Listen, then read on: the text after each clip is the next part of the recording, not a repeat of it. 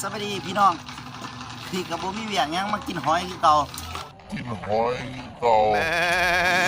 นี่หอยกับกี้หรือว่ากวางแล้วทั้งไต่ทั้งปักเซ่ทั้งเมืองโค้งนี่เพื่อนบอกกวางตัวใหญ่ๆเลยมาปีงคือเก่าเสียขันว่าหอยบดสดหอยมีลูกเมืองนี่มีหน่วยเดียวแล้วบดสดเนี่ย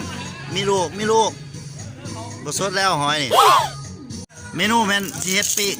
ตอนนี้เสียขันเนาะเจ้าเบาป้ายแดงเพิ่นกำลังสีดังไฟเอาลองเบิ่งว่าเขาว่าคันดังไฟบ่ติดบ่ให้เอาเมียสิต้องดังมันติดได้นี่สองคนแล้วมาดังไฟบ่ติดนี่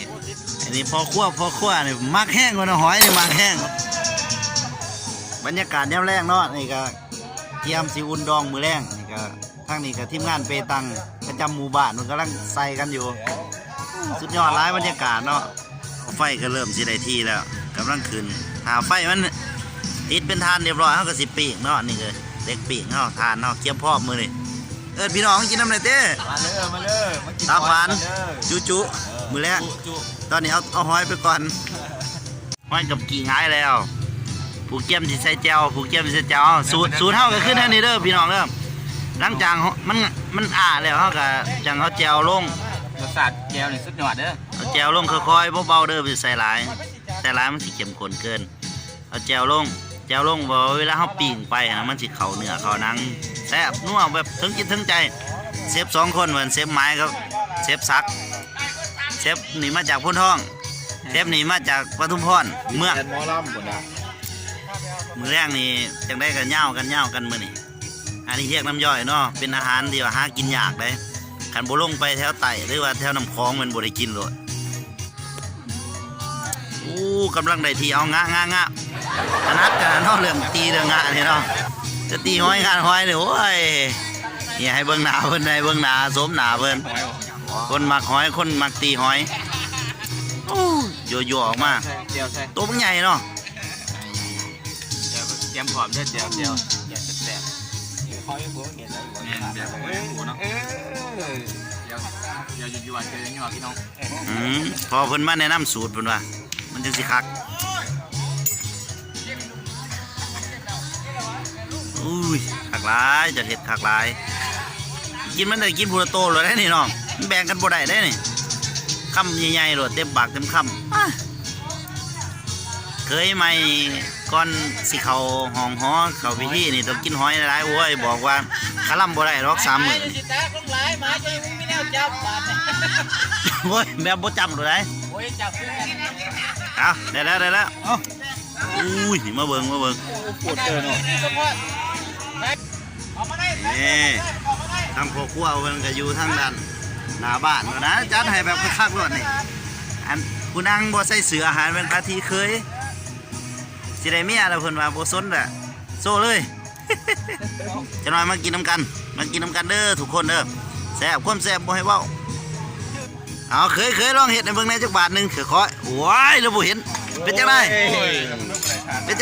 ฮ้อนบ่แซ่บบ่เป็นจังเห็ดนาคือบ่แซ่บเนาะเอาไปกินนั่นแหละมันจะขากินพวกหอนฟ้อนพวกเมาเขาน่ะรสชาตินี่บ่ให้เว้าให้หรอเว้าบ่ได้ยกโป้แล้วพ่อโลดเนาะเชฟ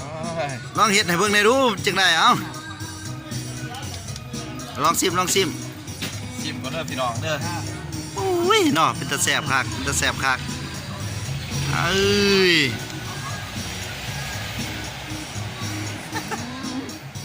ป็นจังได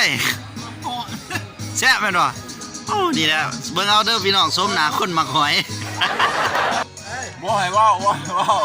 บ่ได้แม่นบ่เด้อพี่น้องเด้อกินหอยเด้อแซ่บครั้งเดียวเกินมากก็ต้องได้ลองซิมหอยจีเพิ่นว่าเอาแจวก็แจวอย่างว่าเด้อมาเด้อพี่น้องเด้อแซ่บดีเด้อ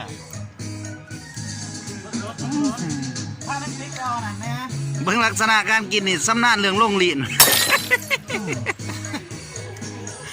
โอ้สุดยอดเลยเนาะรสชาติเป็นจังไดรสชาติแซ่บดีพี่น้องเอ้ยโอ้รสชาติคักเนาะคักมาลองมาซิมกันเด้อแจวแซ่บโอ้น้ำแจวหอยเหลือเนาะเอามากินน้ำเบาพอดเด้อซิมเป็นคนสุดท้ายเกือบเบิดปลายยังน้อยเที่ยวสิเบิด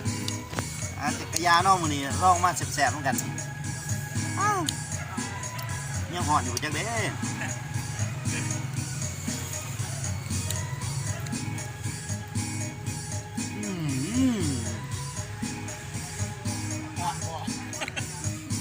บอกเลยเด้อว่าสุดยอดอย่าฮู้ต้องลอง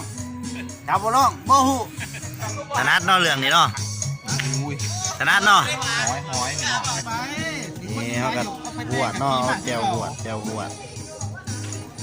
ชื่อดอกไม้ว่าติดใส่กันแล้วไป โอ้ยมันโบราณ แจวบวชแจวบวชเพื่อความแซ่บเพื่อความกลมกล่อม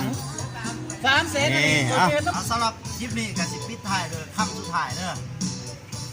มื้อนี้ก็ถือว่าสองเฮาก็ดำเนินมาเป็นพอสมควรเด้ออยากรู้ว่าสองมาพ่อนี่สิพาไปเฮ็ดหยังกินหยังคลิปต่อไปก็อย่าลืมกดไลค์กดแชร์ที่สำคัญกดติดตามแล้วก็กดกระดิ่งเพื่อบ่ให้พลาดคลิปที่จะนำเสนอในข้างหน้าเนาะเอาสำหรับคลิปนี้ขอปิดท้ายด้วยคำแซ่บๆอย่าพูดต้องลอง